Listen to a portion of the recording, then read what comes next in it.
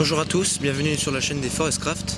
Et donc aujourd'hui je vais tenter de vous apprendre comment faire un feu sous la pluie, parce que bon là c'est très couvert et il pleut donc il goutte, hein, c'est pas non plus la grosse pluie mais voilà. Donc c'est un peu humide partout.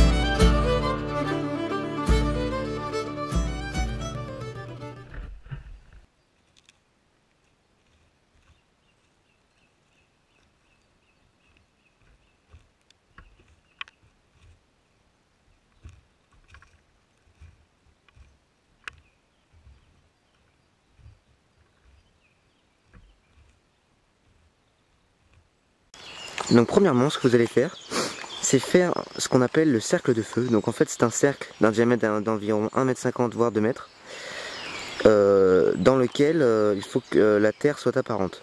Donc comme cela. Moi j'ai fait un tout petit peu plus petit parce que je ferai pas un gros feu, mais plus votre feu sera gros, plus vous allez rester longtemps, plus le cercle devra être grand. Voilà. Et donc en fait, ce que je vais faire, c'est un trépied sur lequel je vais mettre un sac poubelle dessus pour protéger ma flamme des gouttes. Donc voilà. Et j'oubliais, donc autour du cercle de feu, pour délimiter le feu, il faut mettre de gros rondins en fait, pour pas que les cendres se propagent ailleurs. Donc c'est ce que je vais faire dès maintenant. Donc voilà, on voit que le cercle de feu est entouré de gros troncs, hein.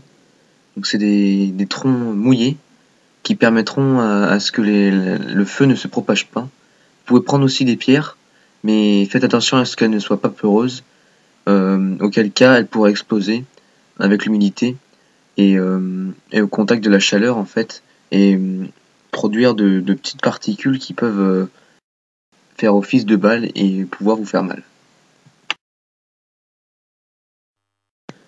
Pour fabriquer cette pyramide, vous allez tout simplement prendre 3 bâtons.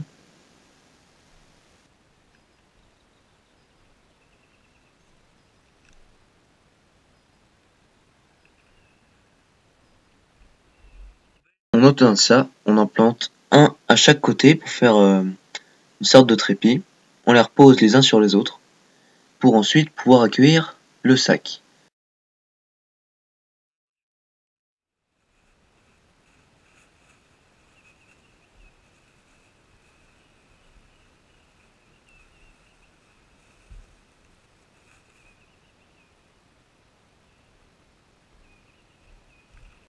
Et bien voilà, comme on peut le voir, tout est prêt pour accueillir le feu, hein. Donc on a le petit chapeau là qui n'est pas très grand, car c'est un sac 30 litres, mais qui protégera au moins la toute première flamme, là, la plus faible.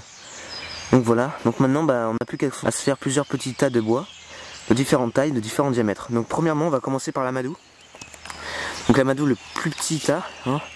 Donc en fait c'est un tas donc qu'est-ce qu'on appelle l'amadou? En fait ce sont des choses naturelles ou pas, qui vont à la moindre étincelle réagir et produire une flamme. Donc on peut citer le coton, l'écorce de bouleau donc, que j'ai dans mon kit de feu, que là je vais utiliser aujourd'hui. On peut aussi citer le champignon amadouvier et d'autres champignons. On peut citer les résidus de maïs, donc ce qu'il y a sur l'épi en fait, le devant c'était très noir et très fibreux. Enfin plein de choses quoi. Donc voilà, donc ça c'est ce que je vais me faire, un petit tas. Donc c'est ce que j'ai, donc à ne pas sortir tout de suite, par contre faut vraiment pas que ça prenne l'humidité. Et après le deuxième tas, ce qui va s'appeler en fait l'allume-feu, c'est en fait des tout petites brindilles, vraiment tout petites, qui vont servir à développer la flamme. Donc voilà, donc je vais ça à le ramasser sous les pins ou sous les petits sapins, donc c'est des tout petites brindilles très fines hein, qui vous ramassez en hauteur pour qu'elles soient très sèches. Et voilà, donc c'est ce que je vais faire là. On prendra quand même un gros tas.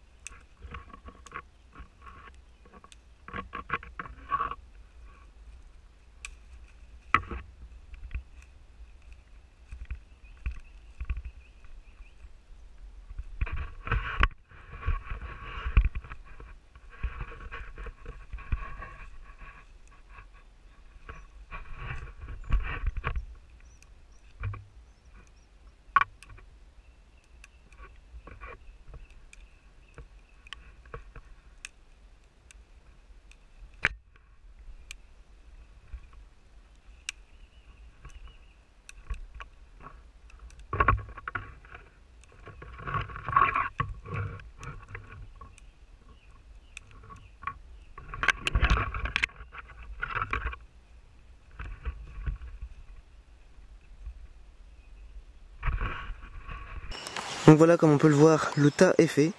Il est très important de prendre du temps pour préparer le feu, pour pas tomber sur un échec. Et en cas de survie, ça peut être fatal, puisqu'après on se démoralise et ça n'avance plus. Donc voilà, maintenant on va passer aux bûchettes. Donc en fait les bûchettes sont des petites branches donc d'un diamètre un peu plus conséquent, qui vont servir à vraiment développer la flamme et à créer les premières braises. Donc pareil, on va trouver ça en hauteur, surtout quand c'est mouillé comme ça. Et donc j'ai constitué. Et un petit conseil aussi, sur chaque côté, et ben mettez en fait les petits tas que vous voulez. Donc là par exemple, là je mets les petits tas de brindilles, là je vais mettre les petits tas un petit peu plus gros, un petit peu plus gros et là plus gros.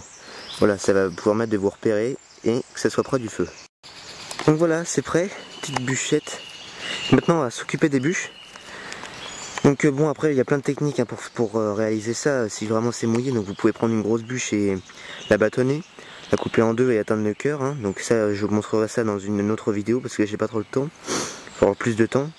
Et bon là je fais surtout là si vraiment vous avez pas de quoi couper, donc de hache, si vous avez juste un couteau ça va être dur de bâtonner du gros bois.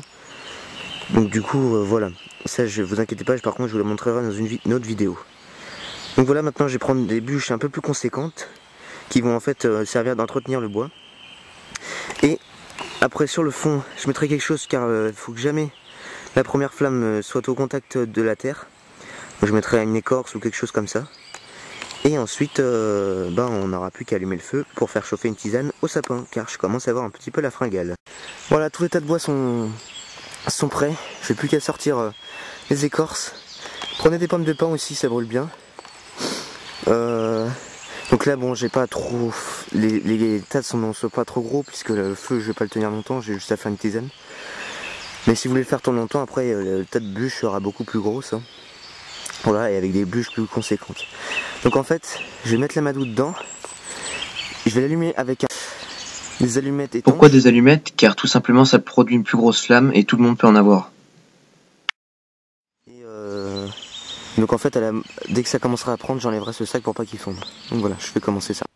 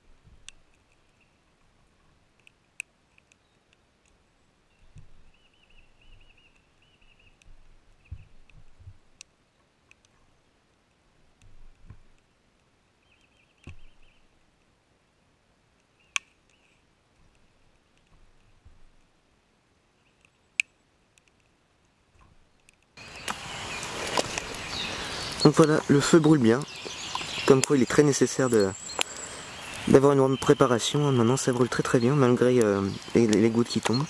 Donc bon, je prépare ma tisane, et ça va être une tisane au sapin hein. Donc en fait pour ça, récoltez quelques branchages de sapin, donc les pointes en fait, et vous allez enlever les épines et les mettre dans une boule à tisane comme ça. Ça je vous conseille bien d'avoir aussi, parce qu'on peut faire plein de tisanes avec ça du coup. Et voilà, donc après vous le mettrez dans la tisane et ça va faire une décoction, puisqu'en décoction en fait on met ça directement dans l'eau froide et on fait chauffer dans la tisane. Voilà, avec un peu de sucre ça va être bon.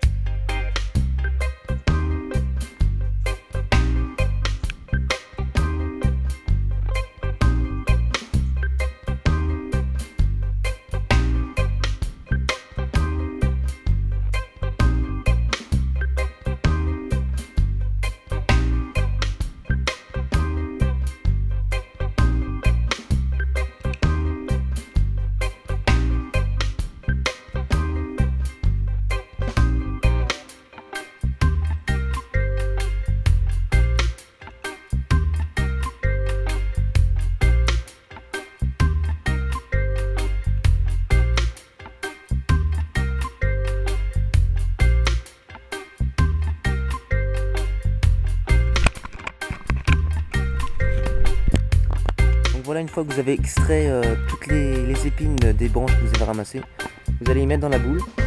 Et donc il faut que ça soit la moitié, après vous mettez dans l'eau.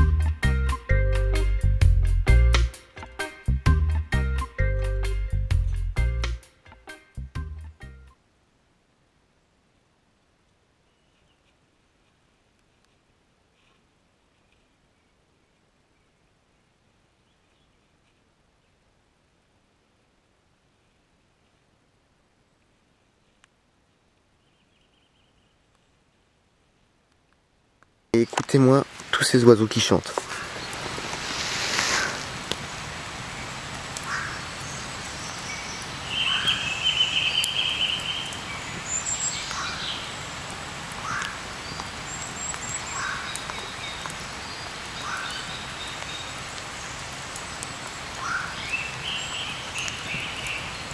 Il y en a beaucoup, il y a beaucoup d'espèces là.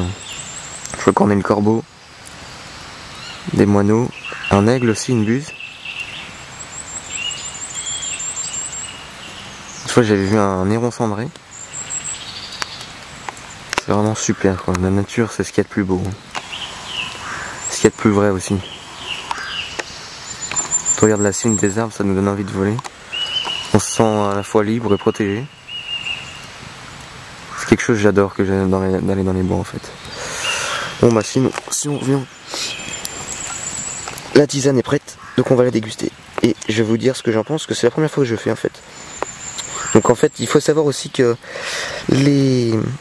on peut faire une tisane en fait, une décoction au sapin sur tous les conifères. Tous les conifères peuvent se faire en tisane. Voilà, ça c'était le petit truc à savoir, parce que je pense qu'il y aura une petite série aussi sur les plantes comestibles, etc. Voilà. Donc on va déguster ça avec un petit peu de sucre de canne. Je m'en lèche les babines. Voilà, en fait on obtient quelque chose d'assez jaunâtre. Je pense que la dose de petites épines n'était pas encore assez grande, en fait j'ai pas mis assez d'épines. Donc du coup voilà, mais bon ça sent plutôt bon, donc à mon avis ça a quand même fait une décoction, puis comme elle est jaunie, voilà. Et si vous voulez qu'elle soit un peu plus forte, si vous aimez la tisane forte, un peu amère, rajoutez un peu plus de sapin. Voilà. Donc bon, je vais rajouter le sucre.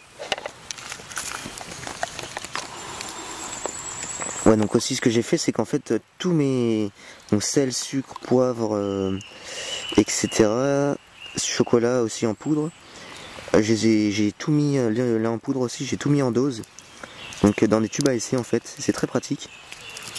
Ça me permet d'avoir des petits trucs, ça passe partout, c'est tout fin. Avec ma belle cuillère que j'ai fait. Voilà.